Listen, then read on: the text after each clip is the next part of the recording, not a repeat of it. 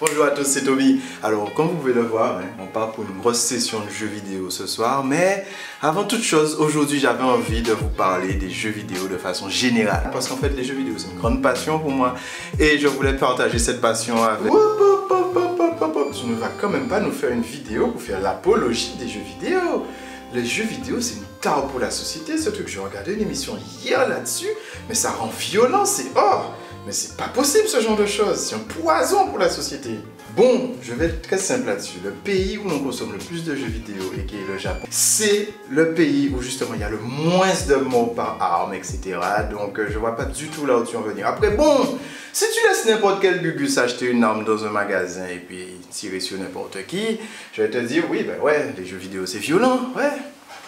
Ah, tu vois, on est exactement sur la même longueur d'onde. Ce truc-là, ça t'abrutit complètement. Ah ouais, j'avoue, hein, putain, il n'y a qu'à prendre Professeur Layton en exemple. Hein. Putain, c'est un jeu qui t'abrutit complètement. Tu incarnes un détective aussi talentueux que Sherlock Holmes et dedans, tu dois résoudre des énigmes, résoudre des enquêtes. Oh là là, j'avoue que ça, c'est un jeu qui va t'abrutir de façon pas possible. Ah ouais, de plus, il y a Zelda aussi. Dans les Zelda, bon, tu fais qu'appuyer tout droit et puis tu appuies sur A comme un tébé et bien sûr tu réussis à résoudre toutes les énigmes du jeu et à sauver la princesse. Mais si, mais c'est tout à fait ça les jeux vidéo, ouais. Regarde les livres par exemple, ça te raconte quelque chose, il y a une histoire, il y a une introduction, un élément perturbateur, un développement et une fin.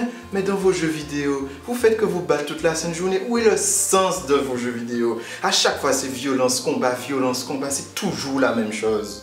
J'avoue, l'autre jour, je regarde un ami à moi jouer à Final Fantasy. Final Fantasy, tout le monde. Mais le jeu, franchement, pas de texte, pas de dialogue, aucune construction de personnage, aucune histoire, pas d'introduction, pas de développement, pas de fin. Le jeu, franchement, ah ouais, c'était bien nul même. Ah, je suis content que tu me comprennes. Il n'y a rien de mieux qu'un bon vieux jeu d'échecs pour faire preuve de réflexion et de stratégie. Non mais tu manques un point, dans les échecs tu as une possibilité de partie équivalente à 10 puissance 120, j'avoue que c'est énorme, surtout comparé à StarCraft, un jeu de stratégie dans lequel deux joueurs s'affrontent aussi. Tu as environ 50 puissance 300 x 30, mais bon, c'est tout à fait normal, c'est inconcevable. Prédire une partie d'échecs comparé à une partie de StarCraft, c'est complètement inconcevable. Ah ouais, les jeux vidéo, putain. Ah voilà. De plus, ça abîme complètement la vue de fixer un écran comme ça. C'est très dangereux pour les yeux. Et non, mais Tima, c'est fou, hein. Je comprends pas comment les gens font pour fixer un écran 8 heures d'affilée en train de jouer. En plus, le regard n'est pas dirigé vers plusieurs choses en même temps. Ils sont pas en train d'analyser plusieurs choses à l'écran. Ils font que regarder la télé de façon fixe, etc. Purée, quelle chance que les chaînes de télévision existent et que justement, grâce aux chaînes de télévision, on n'a pas de regard fixe perdu dans le néant. Ah, je suis tellement content que tu me comprennes. Tu vas enfin arrêter de jouer à ces jeux vidéo stupides. C'est bien. Non mais franchement, Timal, merci d'être là parce que moi, franchement, je pensais que les jeux vidéo, ça pouvait aider et tout. Putain, maintenant j'ai presque plus envie de jouer aux jeux vidéo. Ah ouais, tu as tout à fait raison. Les jeux vidéo, c'est pas bien. Ah ouais. C'est moi que tu aurais en disant ça. De rien, mon pote. Peace.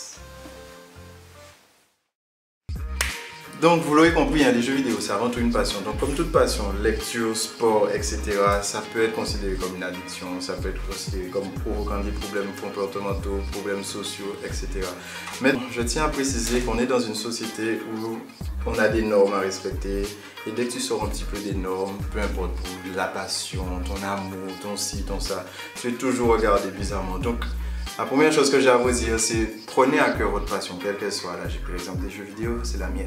Mais prenez à cœur votre passion, faites-la jusqu'au bout. Ne vous détruisez pas trop par rapport à cette passion, bien évidemment. Mais faites en sorte d'aimer ce que vous faites. Et puis voilà, tout est dit. Donc moi, de mon côté, je vais retourner jouer aux jeux vidéo. Et puis je vous dis à la prochaine. Likez, partagez. Et puis